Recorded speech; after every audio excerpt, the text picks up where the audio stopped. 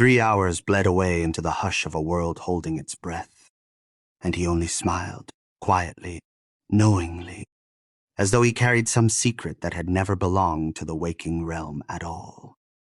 His name was Thomas, a creature of the night route, bound to train 132, last carriage, last hope.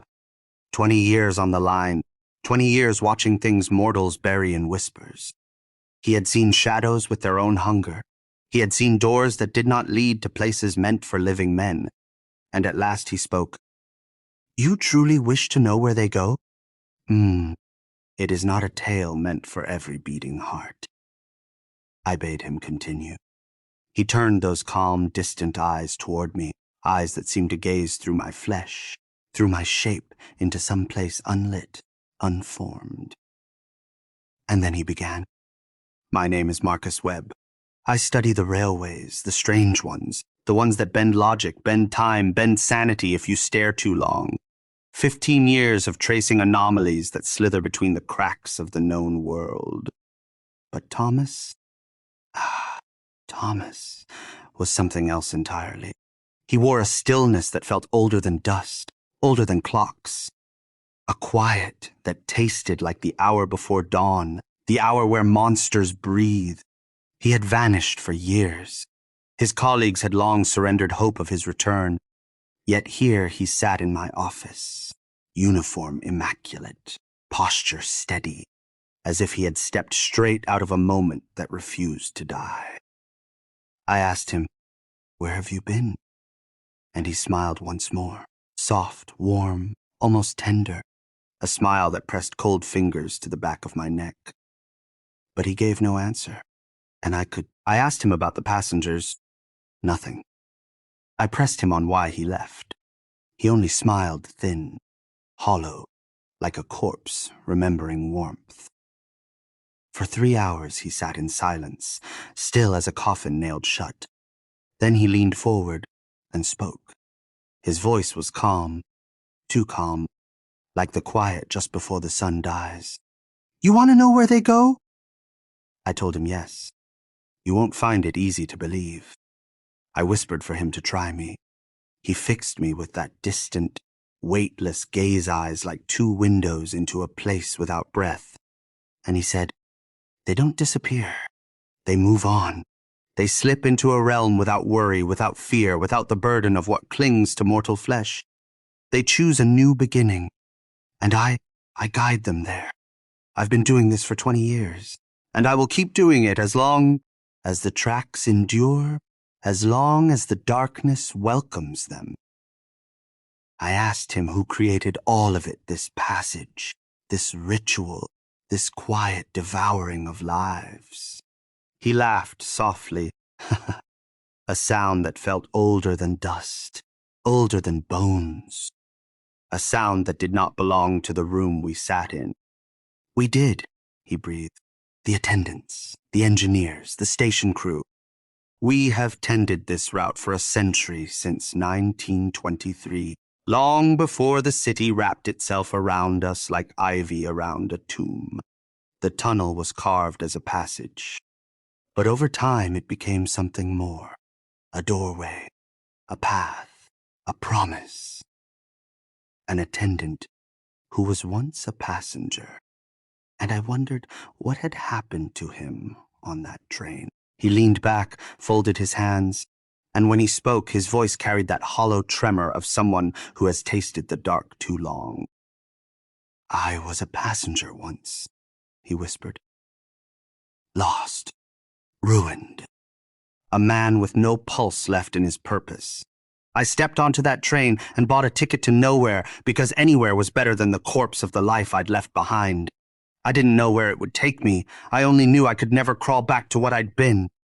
His eyes drifted upward, as though drawn by some unseen moon. When the doors opened, he breathed.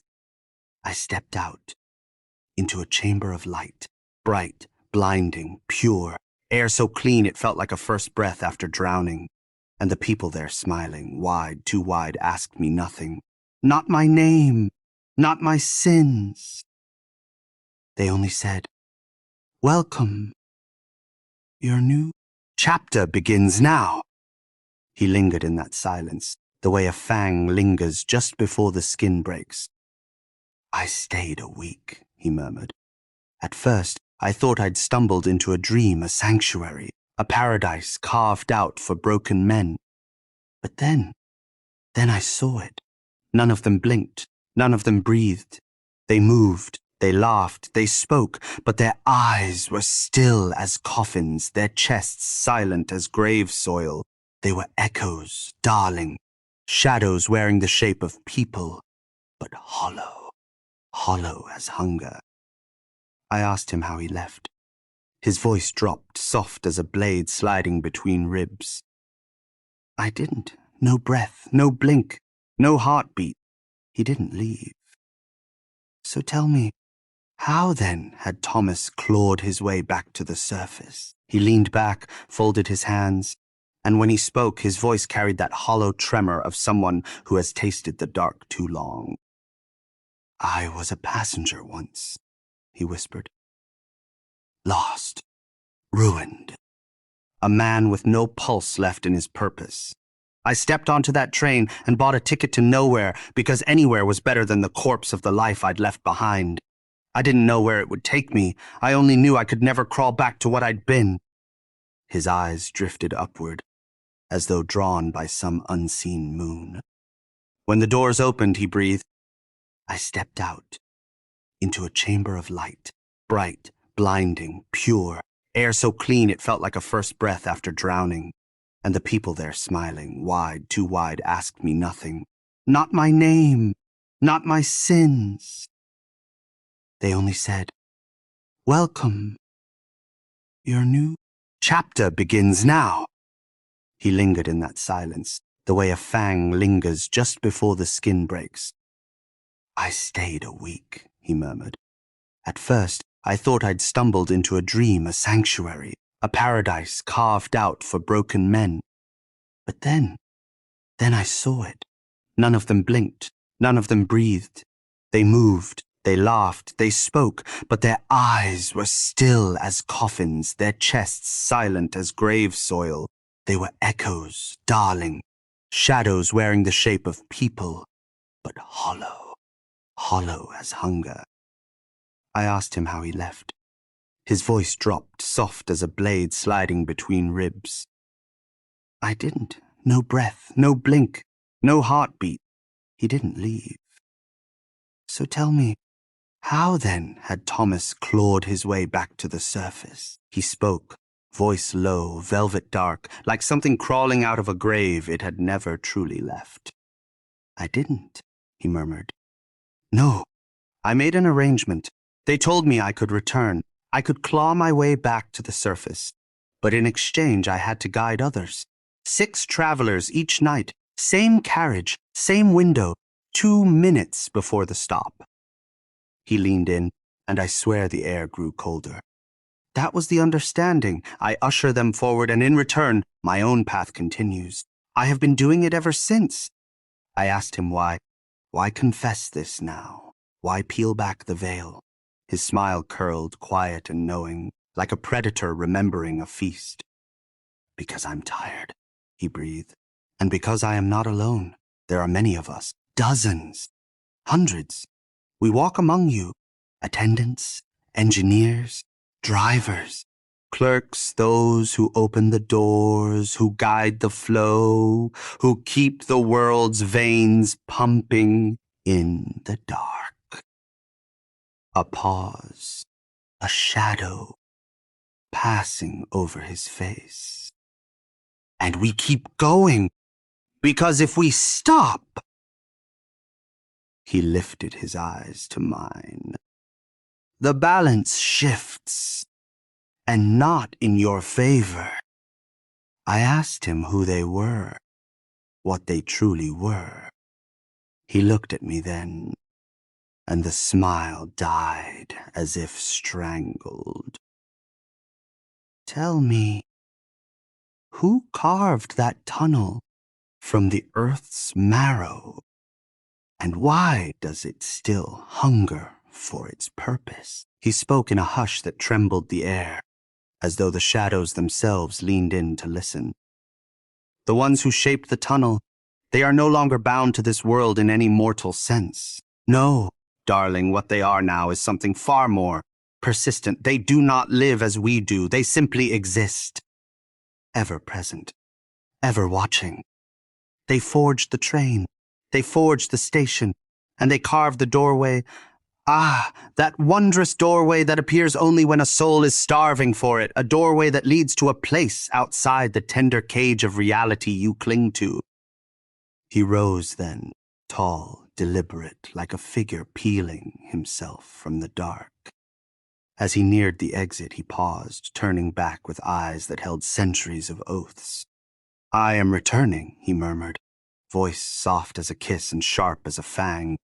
"A vow was made long ago, and I honor every vow I carve into the night. If you hunger for truth, you must take the journey yourself.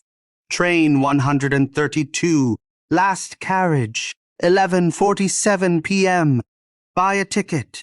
Use cash. Clean, simple, untraceable. And when the doors open, just move forward."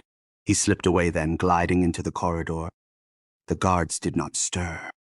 They did not see him. They never do. One heartbeat he existed beside me, and the next, the world felt suddenly starved of presence. I checked the footage.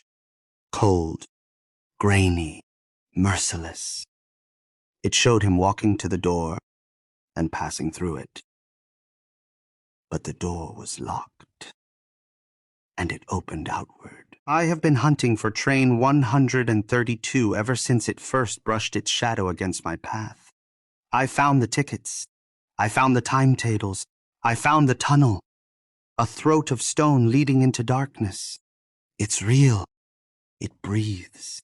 And it still moves through the night like a pulse beneath the earth. Every night at 11:47 p.m. the beast stirs and departs. And every night 6 travelers surrender themselves to whatever awaits them next. I know this because I've tasted the records. The same 6 seats, the same fleeting 2-minute window, the same handwritten whisper on every ticket. Thank you for the journey. Tonight, I'll be aboard that creature of steel and shadow. I'll slip into the last carriage where the air grows colder. I'll wait for the doors to open like a mouth inviting me in, and I will see what lies beyond the veil. If my path twists after tonight, you'll understand why. And if a ticket for train 132 ever finds its way into your hands, do not cast it aside. Sometimes a ticket chooses the one who needs it most. Someone wandering, someone yearning, someone aching for a beginning disguised as an end. Perhaps that moment will strike when you least expect it. The train will continue its eternal route. The attendant will stand ready, steady as stone, guiding the lost into the unknown. And if our paths entwine again, you'll know where to seek me, lingering near the platform, just before the clock bleeds its way to 11:47.